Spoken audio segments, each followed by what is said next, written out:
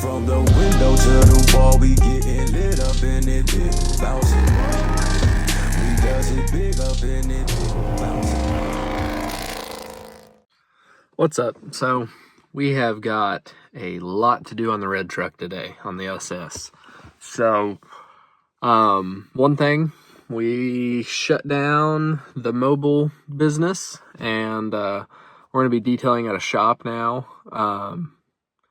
So it's a body shop, so I'm going to be doing all their cleanups, like before and after jobs, and then also be doing some detail work of my own there as well. It's a pretty good deal. I've been wanting to get in a shop anyways, so that's what we're going to do now. But on the red truck, so they have this really fancy like diagnostic tool. I went there this morning and scanned the truck to try to figure out the whole ABS problem, and there's a couple other things I found out while going through that whole system. So the ABS thing is it has a short circuit or something for the wheel speed sensor, like it keeps shorting out, and we've replaced it twice now. Yeah, so right front wheel speed signal is erratic, and then like the wheel speed signal is missing. But so what we're going to do to fix that wheel speed sensor problem, which I think is linking up with the ABS deal, so maybe we can get away with not having to spend the money on a remanned ABS module on this, which we've already tried two that had the wrong plug. One was completely wrong, the other had the wrong plugs. But what we're going to try to do is just replace that the front right wheel hub assembly, because it comes with a new wheel speed sensor and everything. So we just got back from O'Reilly's, and it's we got the Precision one, and with the shop discount, I think it was like $120. And then another thing that we're going to try to fix while we're at it is those long tube headers I got came with composite gaskets, and one of them blew out, so it's got that. I thought it was bent. I thought the flange was warped, which I think it was a little bit because those bolts have backed off and it got so hot. I think it kind of warped that metal, but we bent it back the last video. So this one we're going to pop all those header bolts off on the driver's side and put these new metal ones in. We'll just save that second one, so if the passenger side ever blows out or anything like that, then we'll just replace it when it needs it. And then a buddy of mine that does a lot of work on LS stuff, he was saying to run a bead of like high temp gasket on the inside. So if I can get that header moved out far enough, I'll try to just run a really small bead, like a really thin bead on these, and then just bolt it in. But I might just stick these in, see if it works. If it still has a small leak, I might end up just running a bead on the outside of the gasket. They're covered up now anyways with those side covers on. But I don't know, we're going to pull it in here real quick and start tearing it apart.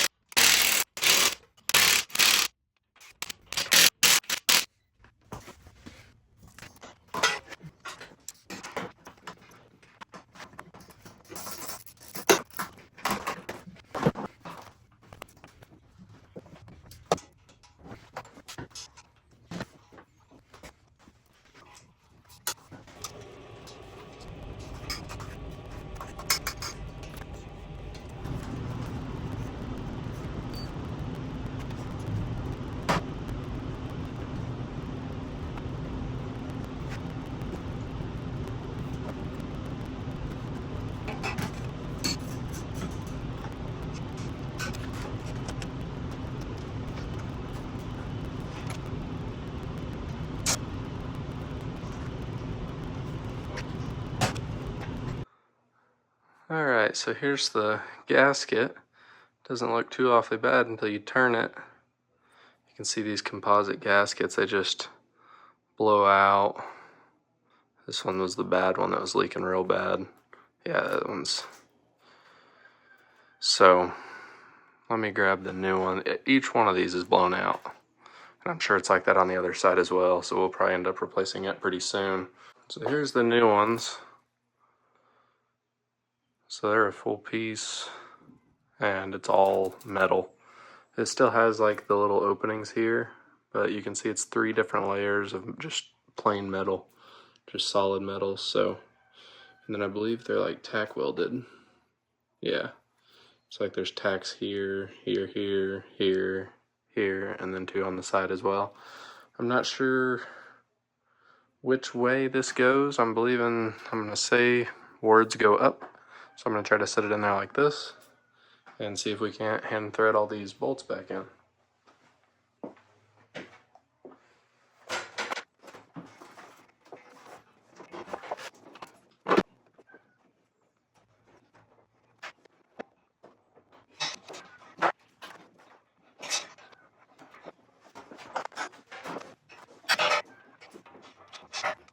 So we sat here and fought this gasket for like half an hour or so.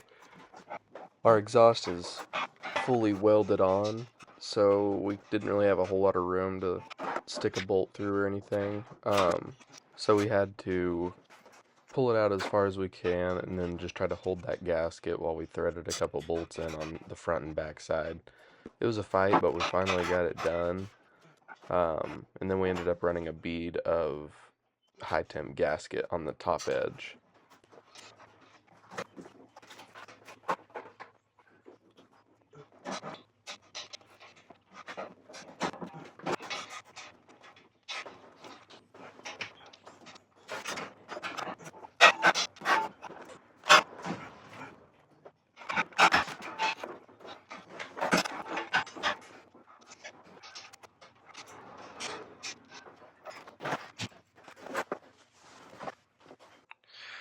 Alright, so we've got that all in there now, and we threw so this bolt here, I cannot get it to go in there. Maybe since I let it sit for a little bit, maybe it fixed itself and it'll go in there, because I could not for the life of me get this bolt in, or even try to start.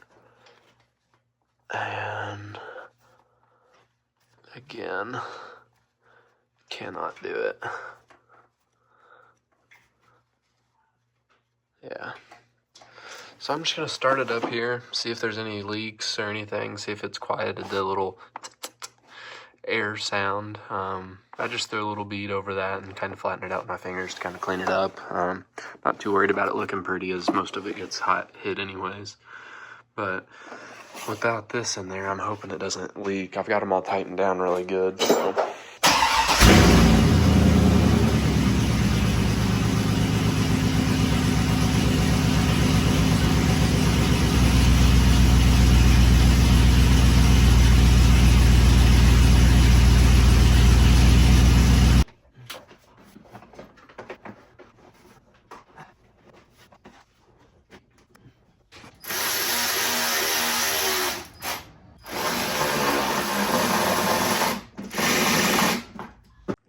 Alright, so now we're going to go ahead and put those rear shock extenders on real quick, and then after that we're going to do this like motor flush.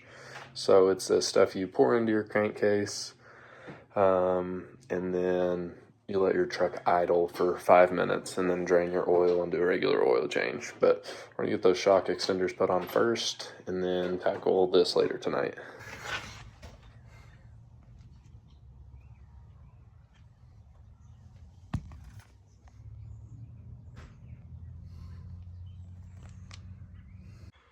Alright, we got everything done other than the oil cleaner and oil change. So we're going to start it up right now and take it on a little rip around town.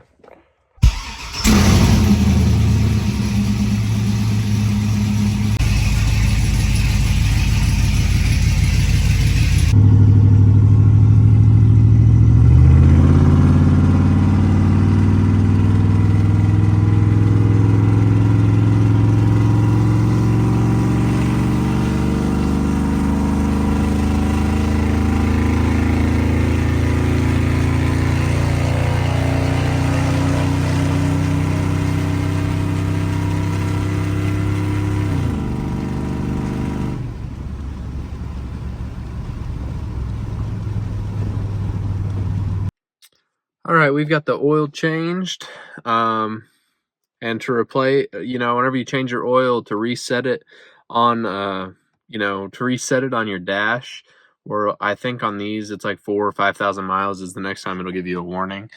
This is all you do. So you just turn your key all the way on, and then you're gonna punch your brakes 3 times and hold it down, and that change engine oil light will come on. And you just keep holding it down. It'll say oil life reset. Then you can turn your truck off, turn it back on, and then you can listen to her roar.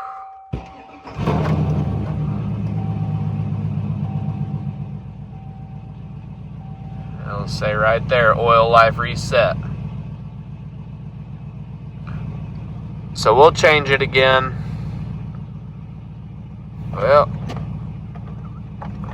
So we'll change ours again at 184, basically 184 thousandths. The next time we'll do an oil change, unless we get it tuned. Until we get it tuned, we might just run it like this until we get it tuned, hopefully here soon. But yeah, that's basically it for this one. We got quite a bit done, I think. Quite a bit accomplished today. The brakes still feel a little bit squishy, so I'm gonna try to bleed the brakes in the meantime, see if that don't fix it. But I hear no more exhaust leak, which is awesome. What I hear now is like maybe the clutch fan pulley or one of the pulleys up front is wore. So after we get the clutch fan replaced with the electric fans, it'll be a lot easier to tell where that noise is actually coming from. I already replaced the tensioner pulley because I think that one goes out the quickest on these, but it's still making that noise after I can hear it over the exhaust leak. So maybe it's one of those pulleys in there somewhere, but it's not too big of a deal. It's just a kind of an annoying noise. I'm gonna have to look for some different shock extensions or just some shorter shocks. Those ones there, I mean, they're really noisy. Like, I had to kind of take a stepper bit and open those holes up so my bolts would fit through.